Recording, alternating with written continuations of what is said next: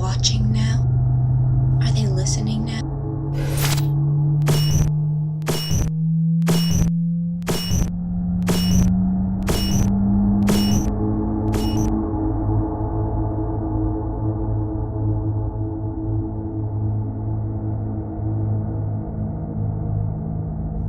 We have been given the warnings about what could happen if we do not actively pursue a solution.